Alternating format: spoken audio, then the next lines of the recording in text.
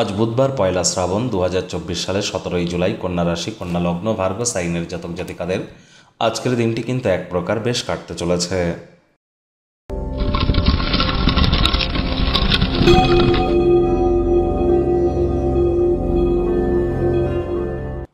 ভিডিওটির শুরুতেই আপনাদের সকলকে আজ দেবসায়নী একাদশীর হার্দিক শুভেচ্ছা ও অভিনন্দন রইল।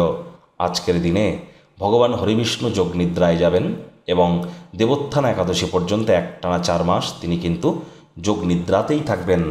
আর এ সময়ে দেবাদিদেব মহাদেবের শঙ্কর রূপ বিশ্ব পরিচালনার দায়িত্ব নিচ্ছেন, যার জন্য আজ থেকেই শুরু হয়ে গেল শ্রাবণ মাসের 1 তারিখ। আর শিবের মাস, অবশ্যই শিবজির নাম জপ ধ্যান আরাধনা আপনারা করুন, ভগবান হরিবিষ্ণুর করুন। স্ক্রিনে তো দেখতেই পাচ্ছেন ওম নমো ভগবতে বাসুদেবায় নমঃ অথবা ওম তৎপুরুষায় বিদ্মহে মহাদেবায় ধীমহি তন্ন রুদ্র প্রচোদয়াৎ। এই দুটিই 108 বার করে জপ করুন, অত্যন্ত উপকৃত হবেন। এ বিষয়ে কিন্তু কোনো সন্দেহের অবকাশই নেই।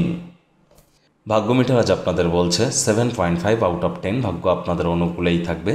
আজ শুভ সংখ্যা থাকছে 7, শুভ রং থাকবে সাদা। কায়িক পরিশ্রমের কারণে শরীরে ক্লান্তি আপনারা অনুভব করতেই পারেন। গর্ভবতী মায়েদের বলবো খুব সাবধানে হাঁটাচলা করবেন। যারা স্মোকিং করে তাদের থেকে দূরত্বতা বজায় রেখে চলুন। অর্থগত ব্যাপারে আয় ইনকাম আজ আপনাদের বাড়বে। আজ নিমন্ত্রিত কোনো অতিথি আপনার গৃহে আসতে পারে, যার কারণে আপনাদের আর্থিক পরিস্থিতির উন্নতি হতে পারে। চাকরিজীবী যারা আছেন তাদের অফিসের পরিবেশ এক প্রকার বেশ। বস কলিগদের সাথে ভাব ভালোবাসা বাড়বে, কর্মে গতি অনুভব করবেন। নিজের মেধা দক্ষতা ট্যালেন্টের দৌলতে প্রশংসার পাত্রপাত্রীও আপনারা হতেই পারেন। রাজনীতিবিদ যারা আছেন জনসংযোগ বৃদ্ধি করুন। সমাজসেবা, দান ধ্যান, ধর্মীয় ক্রিয়াকলাপে অগ্রণী ভূমিকা নিন। সমাজে পপুলারিটিও বাড়বে। ভাষণ, মিটিং, মিছিল, বৈঠকে উপস্থিত যদি থাকেন, নিজের জীবনকে উন্নত করবার জন্য অনেক নতুন নতুন আইডিয়াস পাবেন, সেগুলো ডেলি লাইফে ইনপুট করুন, লাভান্বিত হবেন। আর যদি মনে হয় যে বিশ্বের ভিড়ে আপনি নিজেকে হারিয়ে ফেলছেন, নিজের জন্য সময় বার করুন, ব্যক্তিত্বের মূল্যায়ন করুন, ভবিষ্যতের পরিকল্পনার পুনর্মূল্যায়ন করুন।